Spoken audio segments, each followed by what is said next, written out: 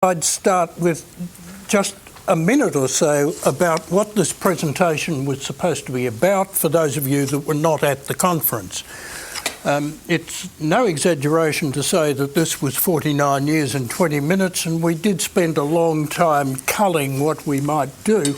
The two handouts that were sent around with the meeting agenda are the two that are mentioned at the bottom of this title page. I've no intention of talking about them unless you've got questions. That was the only way we intended to say anything about what we did to try and summarise the conferences to that point.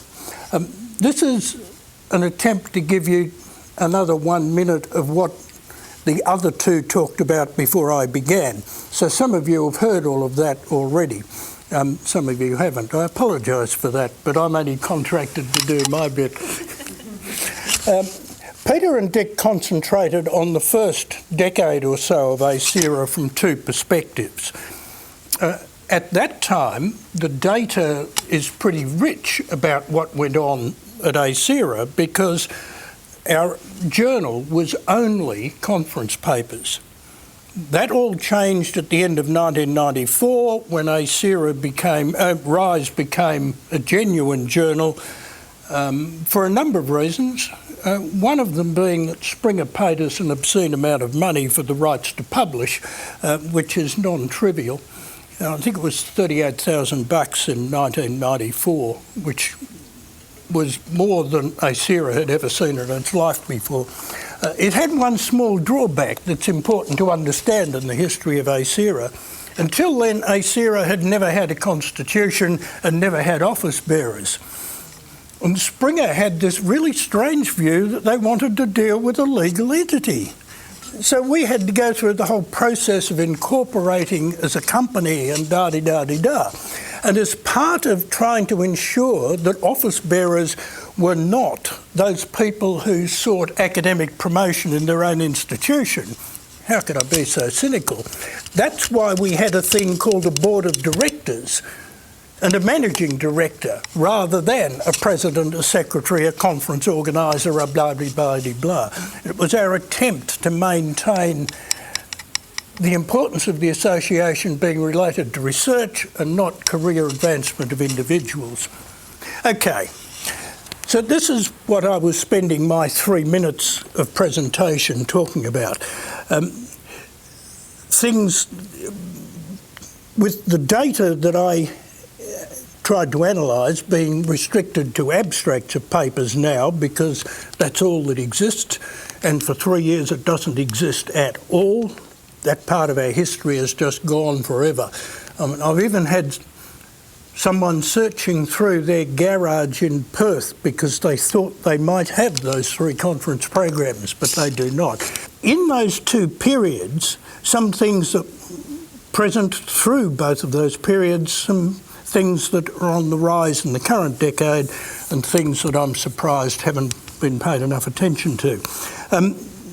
An increased range of research methods is profoundly obvious, and anything else would have been a surprise. So things like case studies did not exist in the 70s and 80s, as the most obvious example. The first interview study reported at ASERA was in 1976. We began life as a very quantitative psychometric organisation in 1970, and that shouldn't surprise anyone who's paid any attention to the history of any of these organisations. The second point is one that interests me a lot, and can I just try and explain what I mean by that? Studies, the second point there, studies of student learning have always featured. In the 1970s, people who are presenting studies of learning almost always even began with a statement like, this is an Augerbellian study. That is, this is a study based on the theory of David Augerbel, or Bob Garnier, or Jean Piaget. And just occasionally that involved something other than the triteness of fraudulent intellectual stages. Well, Piaget said that about it, so I can. These days, studies of learning often have no statement to make about a theoretical base.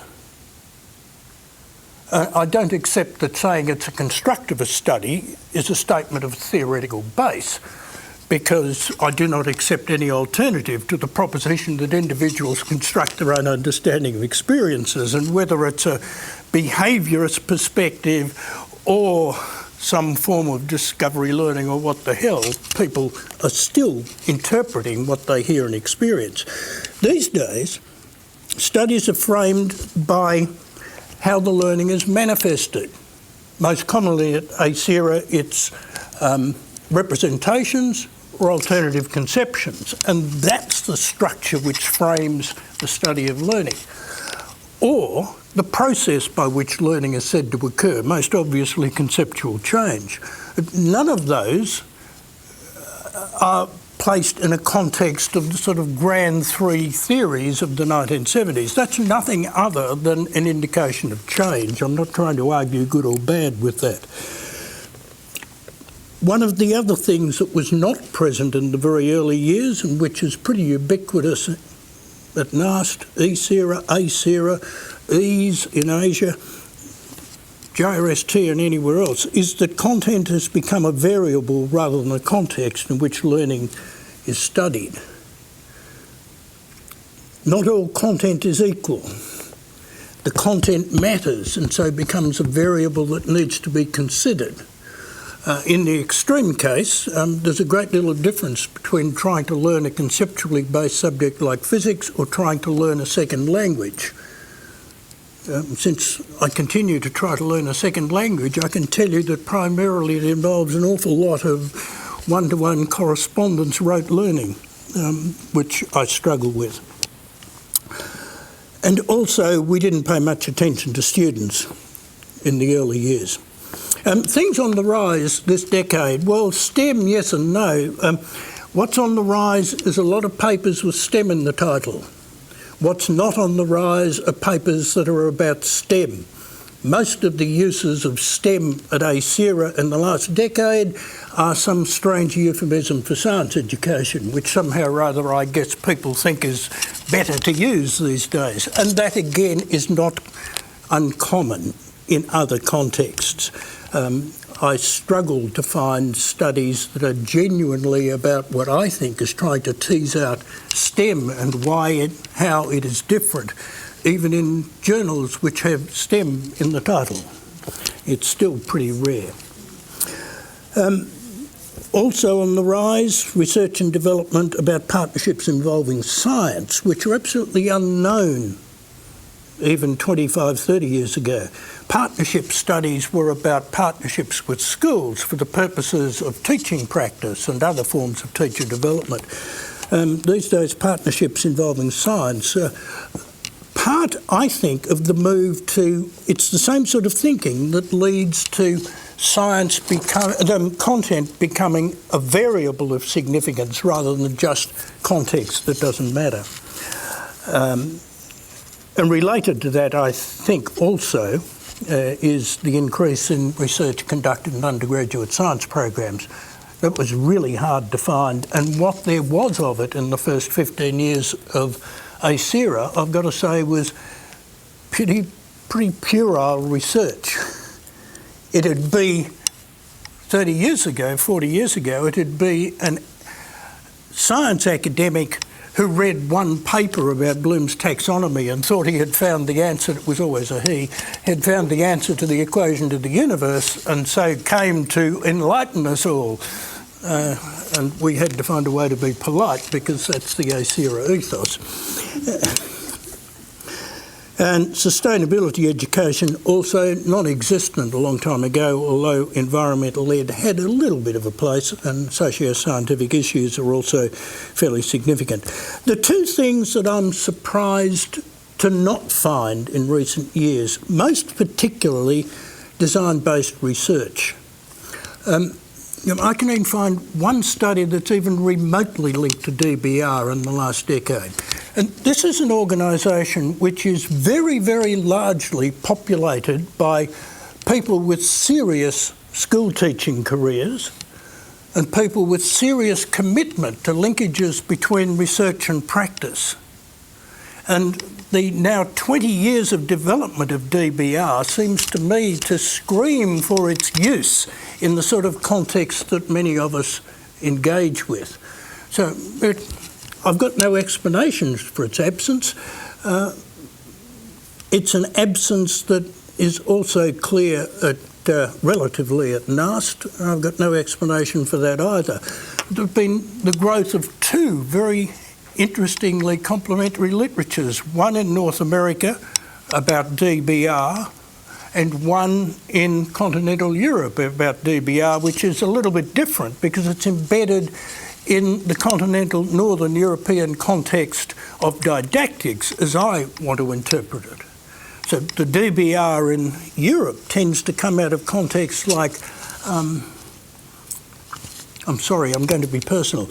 In the late 80s, I confronted for the first time, when I was trying to help a PhD student when I was visiting Bremen, I was confronted for the first time by the impact on a detailed, serious academic study of didactics in the European context. This was a stunningly good PhD whose data came from one class over 2 lessons. And I'd never seen anything quite like this before, this level of detail of analysis of the interaction of learning and content, which comes out of a didactics tradition which was, at that time, absolutely invisible in this country because we had come so strongly out of the Anglo-Saxon tradition of curriculum which sees what you're going to teach very differently than the didactic tradition. So both of those schools of DBR are really interestingly different and complementary, and yeah, I'm just intrigued it's not there. The other thing that we had one person report twice about at ASERA at the end of last century as part of a PhD he was doing, which he then dropped, and so did the rest of us. He was exploring with kids the decisions they made in open-ended learning, problem solving, why they made the decisions they made, thinking about the learning, the goal they were trying to get to. So that's what I mean by exploring with kids what their thinking is in ways directly related to cognitive learning. That still remains rare, and I'd love for someone else to do that. I don't think I will, but I'd love for someone else to get serious about that. Unfortunately, the individual involved who had these two interesting presentations at two different ASERAs in the late 1990s didn't ever publish from it. And I no longer have either paper. That's the result of having to reduce from 8 filing cabinets to 1 when I retired at the end of 2005. So I can't help you if you want to know more detail. I can only tell you his name, but that won't help either because he's retired. Thank you.